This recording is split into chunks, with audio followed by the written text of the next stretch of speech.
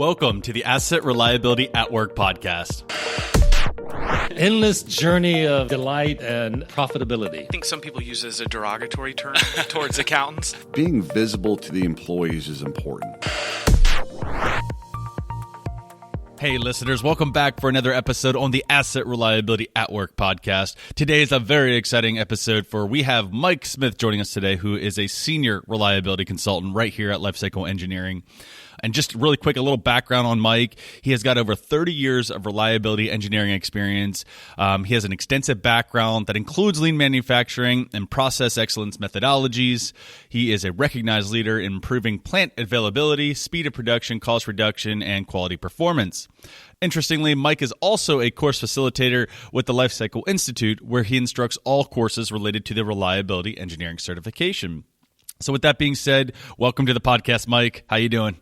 It's having a great day. How about yourself? I really have nothing to complain about, Mike. It is sunny. It is Charleston. It is 70-degree weather in March. And as always, we have our lovely co-host, Tara Holwegner, here joining us for the podcast. So let's get right down to it.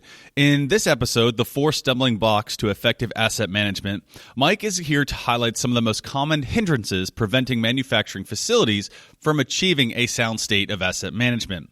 So let's dive right into the episode, Mike, and let me ask you this first question, which is, what is an effective asset management plan to you?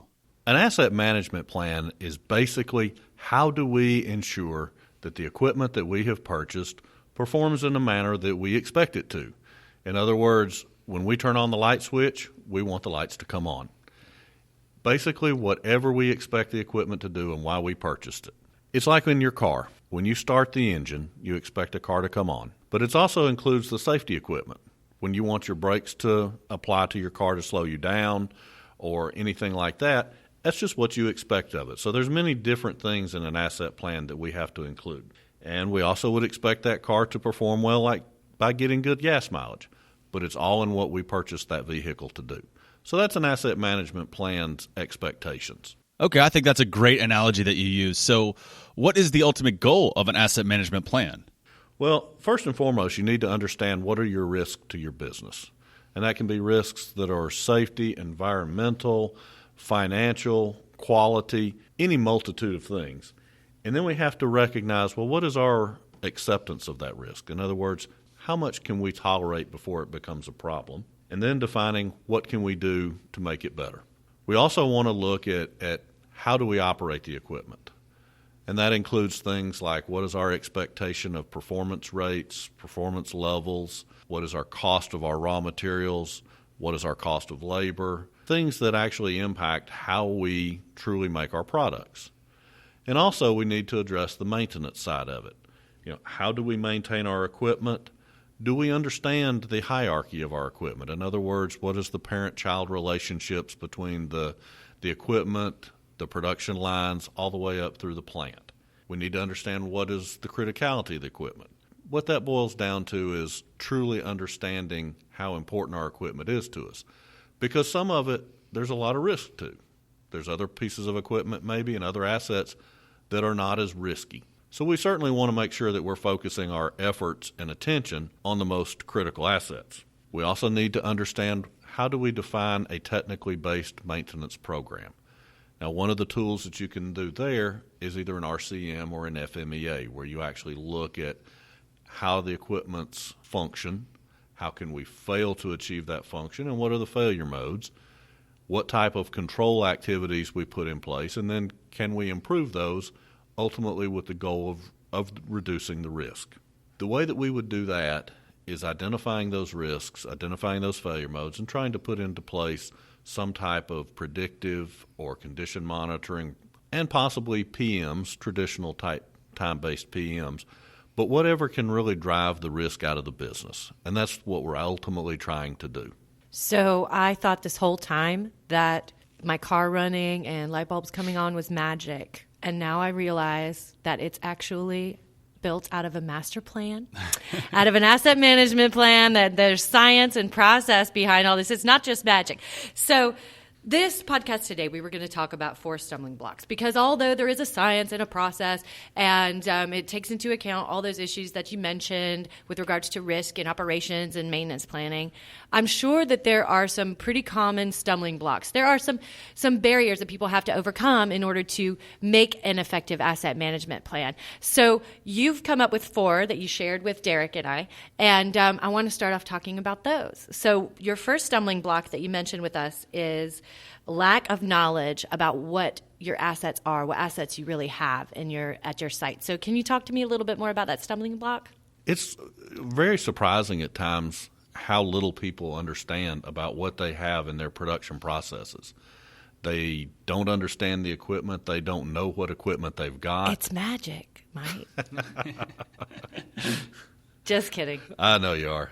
But truly, if you don't understand, if you don't even know what equipment you've got, it's very difficult to operate it and maintain it in a proper manner. And we have to understand that. If we don't, how can we expect ourselves to operate it and maintain it properly? We need to truly, like I was saying earlier, understand what the criticality is. We need to have a good process of management of change or configuration management so that when we do make a change, and we should as we grow and develop our processes, making sure that we do document what we've got, that we do change the operational and maintenance procedures and our CMMS systems and things like that to keep current so that we do really understand it.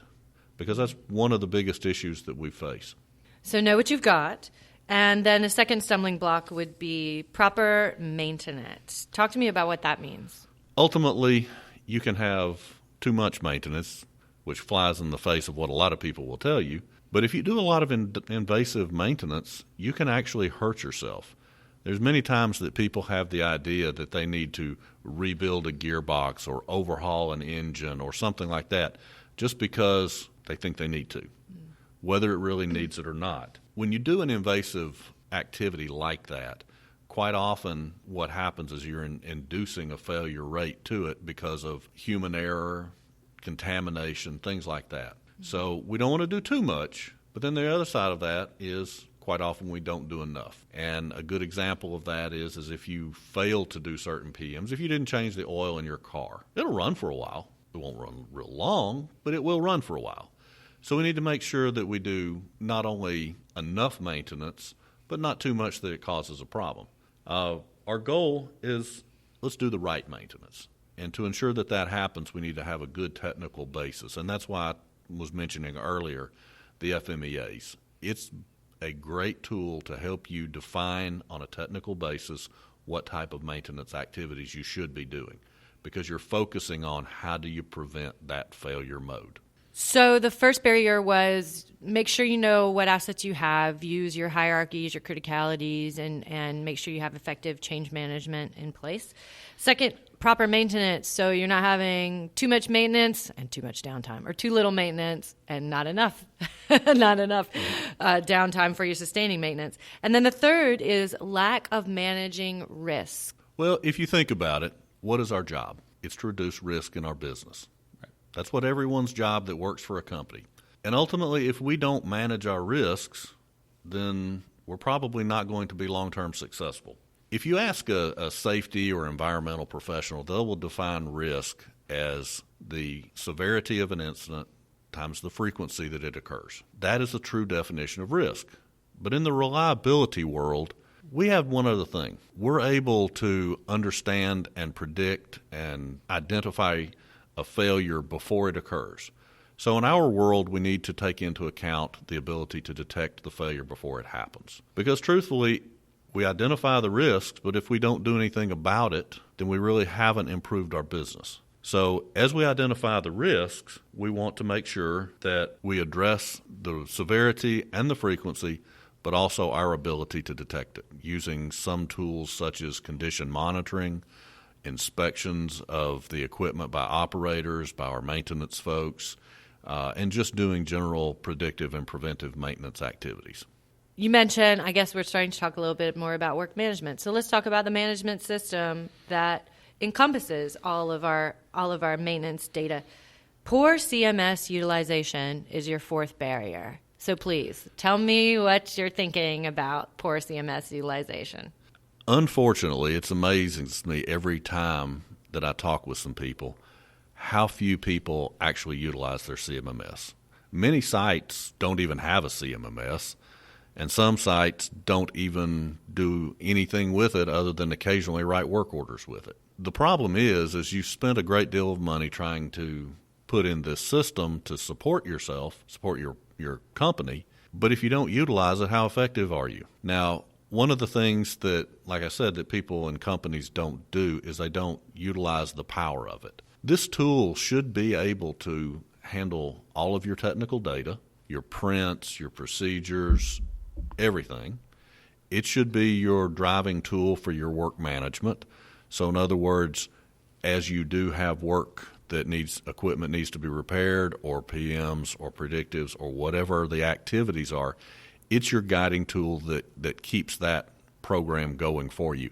It allows your planners and schedulers to do their function to ensure that everything gets done.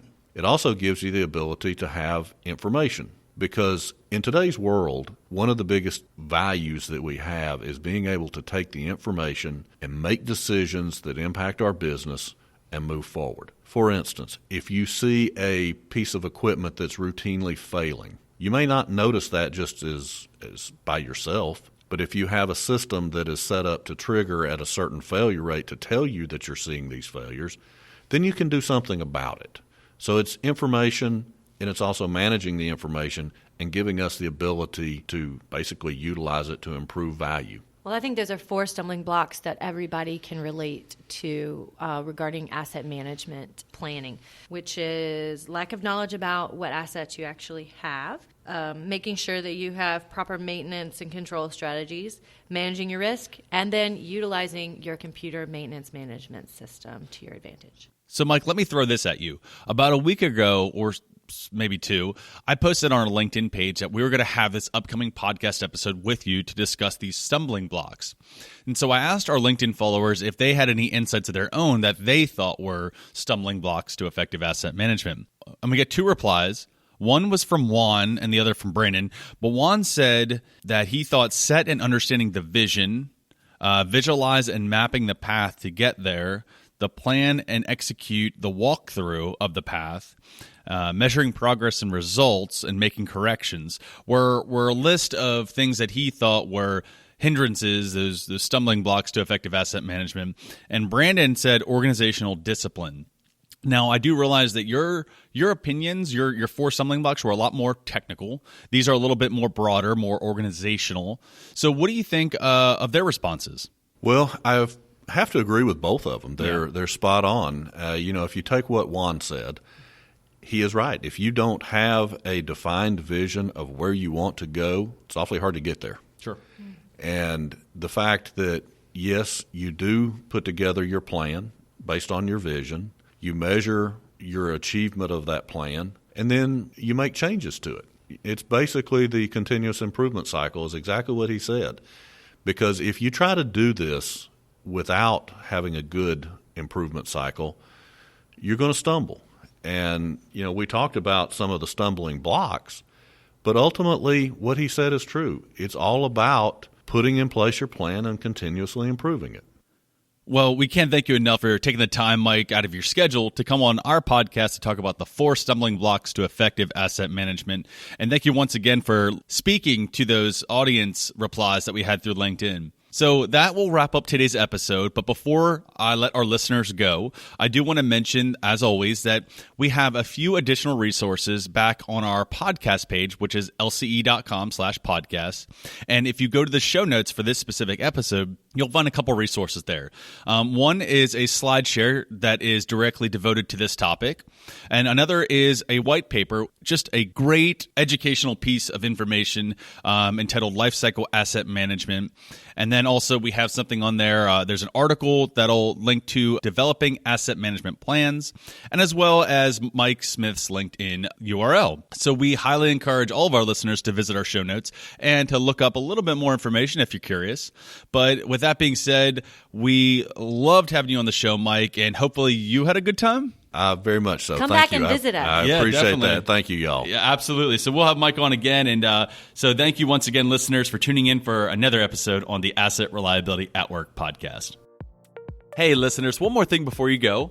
If you have any feedback for the show, or you have maybe some suggestions for upcoming topics you'd love to hear about, we'd like to hear from you. So there's 2 ways to get in contact with us. The first is on Twitter. Our Twitter handle is @LCE_today, so be sure to follow us. And then the other way is to email the show at podcast@lce.com. Once again, thank you for joining the show, and we look forward to more episodes on the Asset Reliability at Work podcast.